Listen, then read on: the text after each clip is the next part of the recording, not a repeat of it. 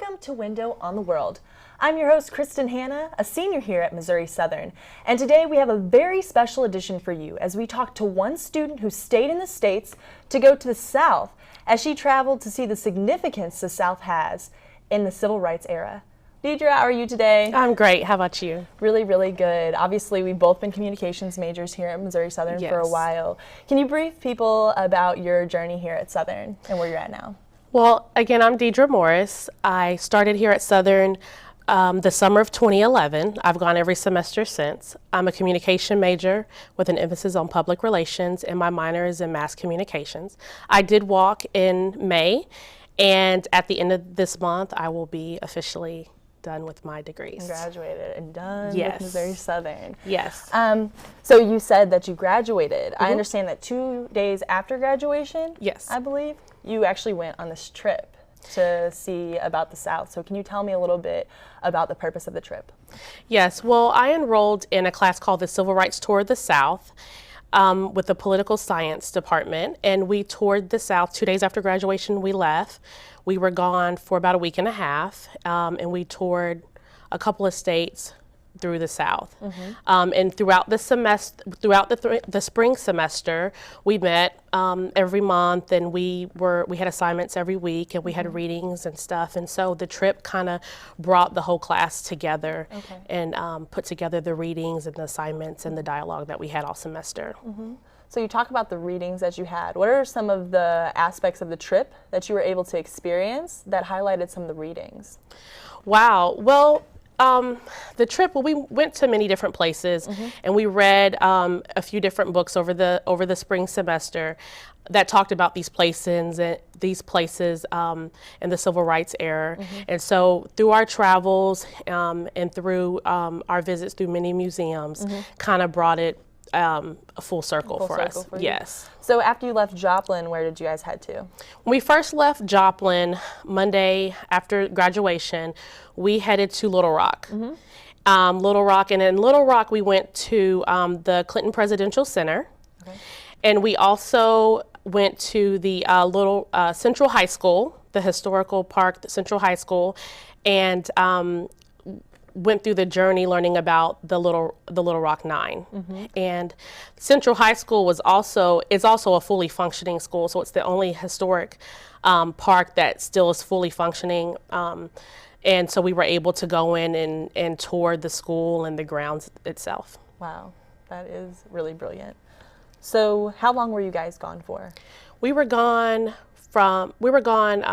about a week and a half. And how many different places did you guys go to? Well, we went from Joplin to Little Rock, and then from Little Rock we went through Greenville and Greenwood and Money, Mississippi. And then once we left there, we went to Selma. And from Selma, we went to Montgomery. Then we went from Montgomery to Birmingham, and then Birmingham to Memphis. Wow. So you guys were all over the South. Right. And Atlanta. Yes. Yes. So can you tell me a little bit about the significance in Money, Alabama? Oh, yes. When we went to Money, Mississippi. We went to the place where the Bryant grocery store was, where Emmett Till was killed.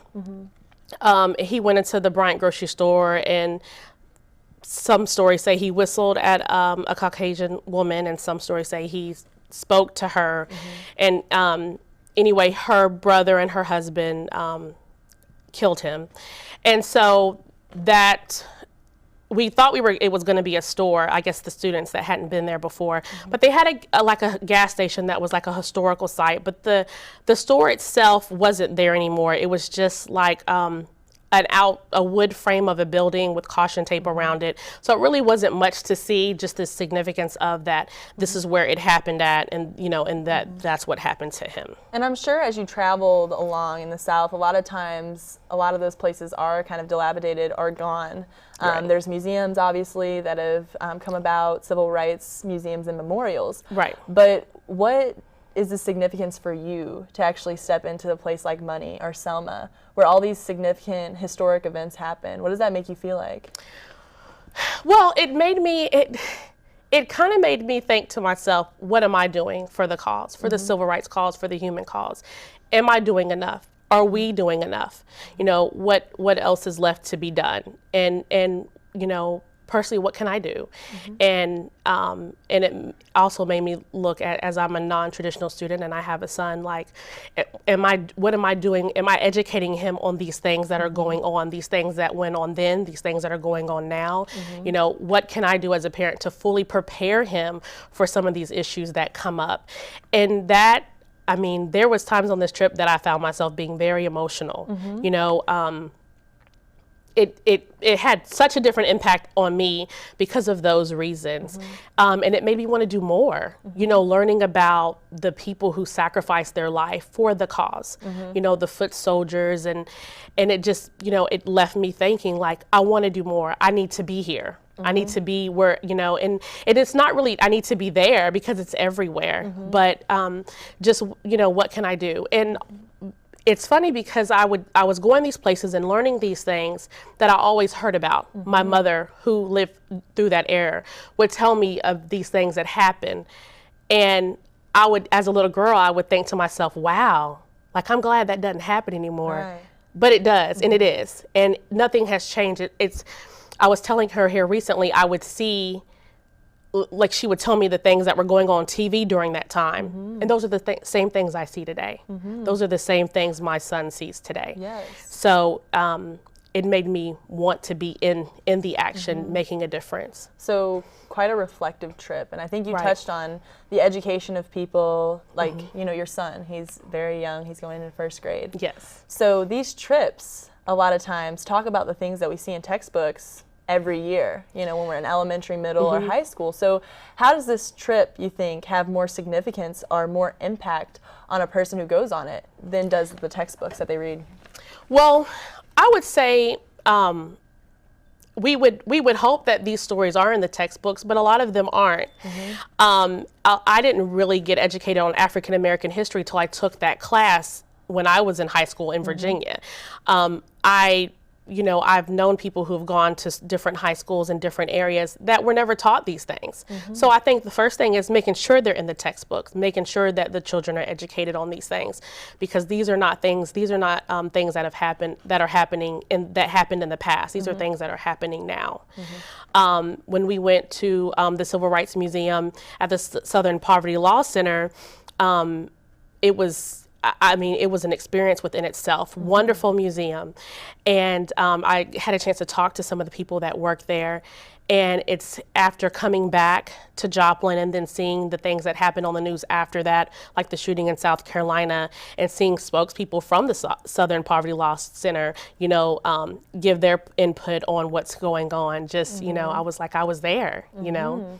And you talk about, like, these recent kind of debates about removing this Confederate flag and things like that. So a lot of tension they are feeling in the South right now after you took your trip.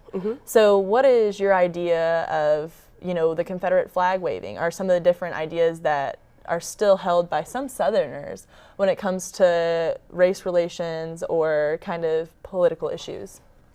Well, you know, I think with the removal of the Confederate flag in South Carolina, you know, I think that was a great start. But that's not the only state it's hanging in, you know. So I think if we're going to make a difference, if we're going to do something, then just do it all the way around, you know. I know a lot of people have different opinions on, you know, what that flag means and what it means to them. You know, however, I think removing it in South Carolina was a good start, and I think that there's still way more to come. And it shouldn't have been, you know, and some people are saying, well, this one issue is the one shooting is what brought this up. But no, people have been fighting for that flag to be removed before that. Other people just weren't paying attention. True. So I think you had some pictures also of your adventure. So yes, I do. We'd like to take a time to look at those. And this is the first one. It looks like the visitor center at the Central High School. Can you tell me about the Central High School? I guess we talked a little about it. Yes, this is the Little Rock Central High School Historic Museum, and that was the visitor center. And then, and so this is the street that it's on, and that's one of the other signages that's out there. And the mobile gas station, that became popular because that's where all the media went to record and video everything that happened. And this was the first time, one of the first times that something's this whole segregation thing on television brought a lot of attention to. So that's why that became so popular, because the media wanted to be there. They wanted to be in on it. So that's why that gas station became a historic site as well, which is right across the street from the school. And then there's a picture of the school. So have they preserved the school for the most part? Well, the school is still a full functioning. I believe over 2,000 students attend there on daily. So the tours are scheduled and everything to not interrupt the classes. But yes. Do you know if that's how it looked whenever the 9 were there? Yes, it is. Okay. And then this one, this is Birmingham. This is the church where the church got bombed and the 4 little girls were killed at. And and that's still a full functioning church. A very significant part of the civil rights movement. Yes. And that's across the street from the church. That's Kelly Ingram Park, and that is a memorial statue for the 4 girls that were killed in that bombing. And the Kelly Ingram Park became the park where people gathered during this time and protesting, and so this is, a nice park and very famous because of what went on there. And those are more photos of the girls. And I think you talked about how you heard about the 5th girl, or them being a 5th girl. Can you talk to us about that? Right. The 5th girl is the sister of one of the girls that were killed in the bombing. That she was there. And recently came out a book. She recently wrote a book a few years ago talking about her experience during that time. So basically she was within the church and was only injured, correct? Right. Right. She was injured. She was one of the ones that was down there that did survive. And I think that's something we were talking about with education, is just continuing to educate people, because before you said that today, I have never heard of the 5th girl. Right. I learned so much on this trip that I didn't even know before. And this is the memorial right there on the side where the church was bombed. Now the church is still a functioning church, correct? Right. It didn't, yes, they repaired it. It's still a functioning church. Actually, they were in church that Sunday. And that's another little memorial right there by the window of the girls. And that's the signage at the Kelly Ingram Park. Okay. And this is the same park where they had the dogs. They let the dogs attack people. They had the water hoses. And so if you remember any clips from the media back then, a lot of the people walked with their hands behind their neck, and that's because the pressure of the water hose would tear the skin off your neck. That's how forceful the water was. So they would walk like that to preserve. And that's a statue of the dog attacking. The police holding the dog. So I think a lot of people have seen the clips, like you said, from the media back then, or have seen pictures of the fact that the dogs were sent out on people. So having those statues and memorials and monuments in the South, how do you think that helps for people to better understand and depict or imagine how it might have been? Oh yeah, it brings it full circle. It makes you feel like, wow, like you're there. You know what I mean? Like you were there. And the pictures shown now are in Memphis at the Lorraine Hotel Museum, and this is how the room was exactly when Martin Luther King was there, that he was there that day and right before he got assassinated. Wow. And that's in Memphis, Tennessee. And then this is a National Civil Rights Museum, yes. which is across the street? Well, this one is right beside it. Okay. Right, it's attached to the hotel, and then that's the one right there that's across the street, right across the street, where they say that that where he was shot from. And is this another one of the museum, or is this of a church? This is of a church.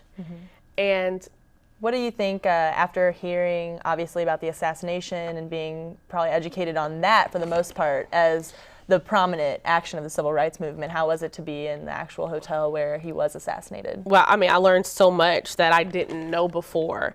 You know, I mean, just the little details kind of puts the whole era together. And that was this right here is a Center for Civil and Human Rights. That's in Atlanta, Georgia. And the pictures that were shown right before that of the church, that was the church at Montgomery, where Martin Luther King was actually a pastor at. That was the only church he pastored, which a lot of people think he pastored Ebenezer and the church in Atlanta, but he didn't. That church his father preached at, him and his brother were like the pastor assistants. And this is the Civil Rights, like I said, the Civil Rights and Human Rights Museum in Atlanta. And they have all the museums, what all the museums have in common are, you know, they all go through the Civil Rights era. You may see some of the same stuff because the Civil Rights era is the Civil Rights era. You know, it's the things that happen and the facts. But one may have a broader demonstration of one thing versus another, and the one that we went to in Atlanta actually had a simulation where you sat down at a counter and you were able to experience a sit-in. That when they were going through the different towns and doing sit-ins, and you put headphones on and your seat vibrated and they were yelling at you and you can hear them beating someone next to you and threatening that you were going to be the next one. So it was, a lot of people couldn't handle it because it was very real. Oh my goodness. It was very real. Very real and harsh realities, really. Right. For people that actually did have to experience it. Right. It was even more of a reality and a scary one. Yes. So you talked about a kind of unique museum, about how you guys were assimilated into almost a slave trade as well. Can you talk about that? Yes, that was in Selma. That was right before we did the walking tour over the bridge. We went through a museum, and it took us from the beginning of a slave trade, what it was like, the names you were called, how you were treated, how whoever you were didn't matter anymore because you weren't that person. You were whoever that person in front of you said you were.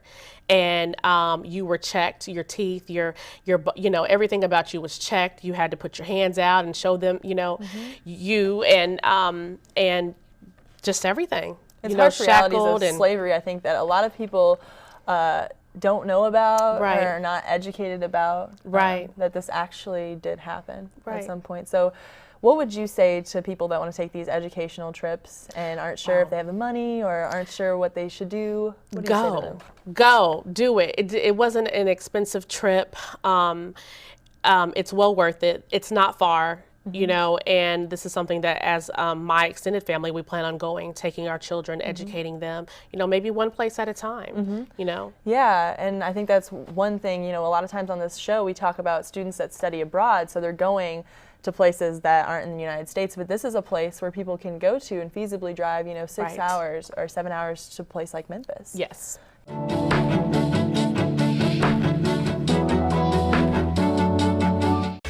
Did you know that you can watch all of your favorite KGCS TV programs on YouTube? Introducing KGCS TV on YouTube. Catch past and current editions of Newsmakers, Chamber Chat and the Joplin Insider, Window on the World, and KGCS special presentations for free all online. And be sure not to miss your favorite programs on KGCS. KGCS TV on YouTube.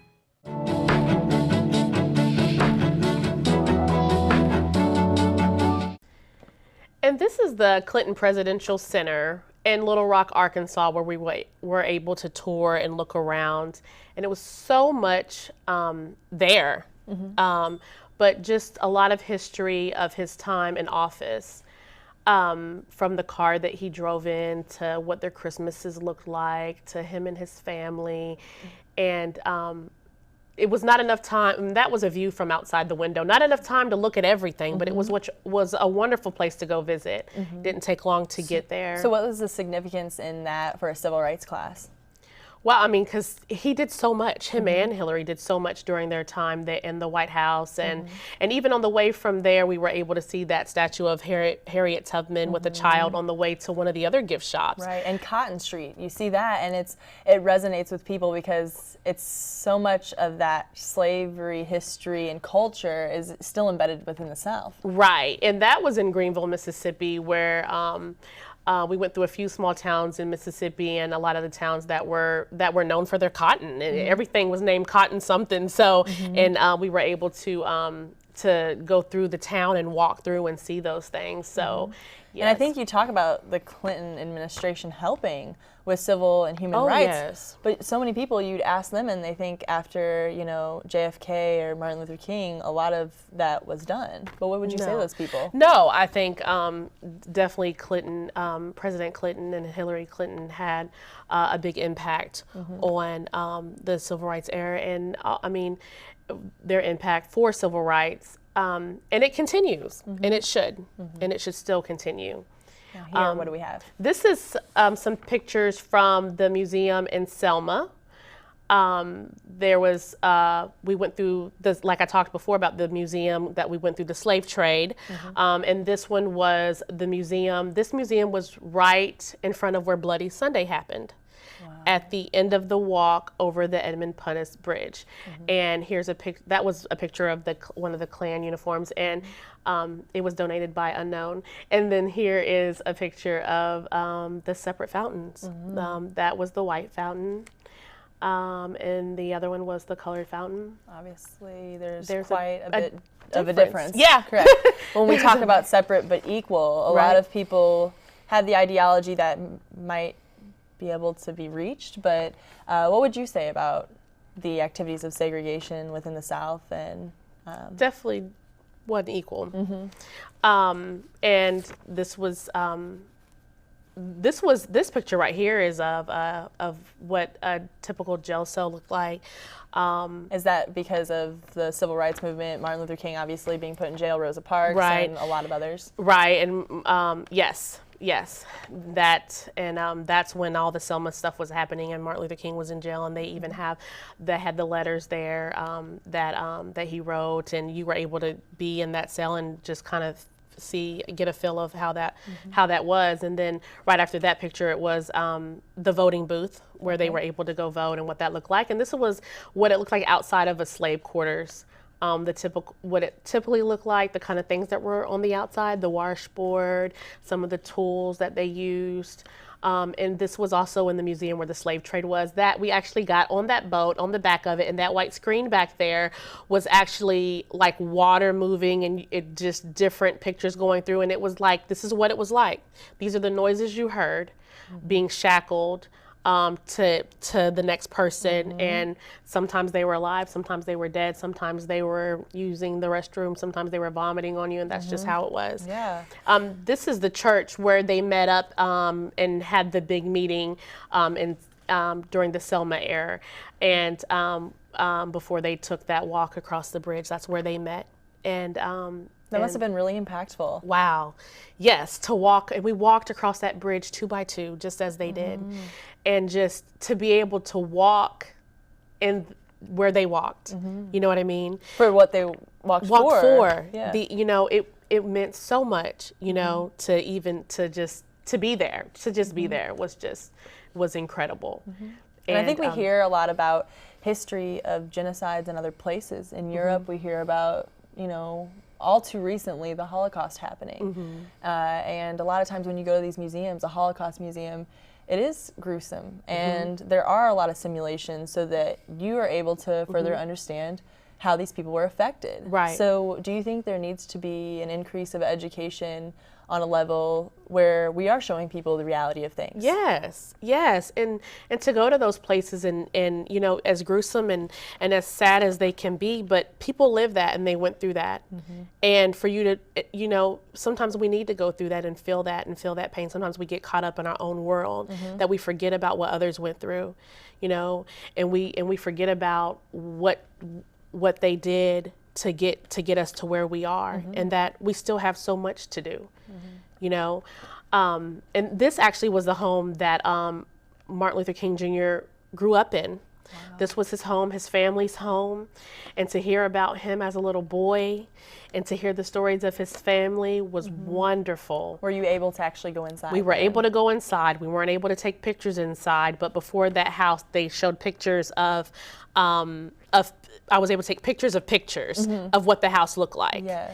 And I mean, just but you were able to experience it and go in it. Right. Yeah, and I think that a lot of times we have to touch on the fact that Martin Luther King's status and socioeconomic class was not as a lot of African Americans he lived around. You know, Right. he saw the house, he was, you know, Right. pretty affluent for Right. his family. So he was at a position where he could Right. have a voice, you know, and take Right. hold. Did you guys talk about anybody throughout that didn't, maybe? I think you touched on Emmett Till, but any other situations? Well, and the thing about the Martin Luther King's upbringing was he grew up in a place in Atlanta where African Americans, they had their own businesses, they had their own things, they were doing well.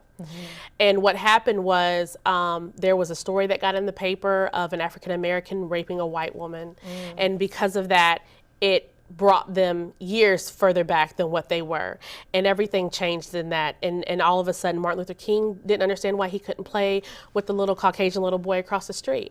And he would have to sit in the window upstairs. We were able to see the window that he sat in upstairs and watch his friend play and question his parents on why he couldn't play with them. It's something that nobody even knows. I don't know about that. Right. Having heard about the civil rights movement and thought to be educated. Right. About it. So it's so much to learn and so much to experience. And like I said before, go on these trips, go to these historic places, you know, walk on the streets that Martin Luther King Jr. walked on and that he played on. And, you know, to go in these places and see these things, it's amazing. And you would, I mean, I learned so much that I hadn't read before, that I, you know, that I was never taught before. And it did so much, you know, it did so much in educating me, and not only me, the group that I was with. And I think you also got a little book for your son Carter while you were there. Yes. The Skin I'm In, Look at Racism. Yes. And when we talk about education and taking trips for education like Right. these, we have to talk about the education on things that sometimes aren't as fun Right. or understandable. Right. So what do you think the importance is of you educating your son on the realities of? It's very important. You know, being 6 years old, some of the things that people say and some of the things that kids say, he doesn't understand. He doesn't understand why the little boy across the street said he was allergic to black people and couldn't play with him. And I have to do my part in educating him. And no better way to do that than educating myself. So I'm able to educate him. So I picked up these little things. I picked up what cotton was and what it felt like and what it felt like to pick for him. And all of these things where I can sit down and talk to him about it, you know. And so did you get this in, where did you get this? The same place as Cotton Street? Yes, I got that at one of the gift shops there. I did. Okay. Awesome. Yes. And so what would you say to people that want to take these trips, are afraid they're too expensive, or if they don't have time? What would you say? Call and check the prices. There was one museum we went to on a Sunday that it was just donation. So it's very reasonable. You know, these places aren't far away. And it's a quick, easy weekend trip. So go educate yourself, educate your children. Sounds good. Well, thank you so much for sitting in with us today, Deidra. I really appreciate it. Thank you for and having me. Congratulations about Thank almost you. being done then. Yes. Yeah. Yes, sad to go. I've learned so much here. I've made so many contacts, and I've worked with really great people. I've worked at the station just about the whole time I've been at the school, and I've loved my time here, and I love my experience here, and I'll miss everyone dearly. But I will definitely be in touch. I have feelings the same. So thank you so much, Deidra. Thank you. And thank you guys for tuning in to another Window on the World. Please stay tuned for next time when Deidra Morris actually sits down with me and talks about my adventures to London and to Europe. You have a nice day.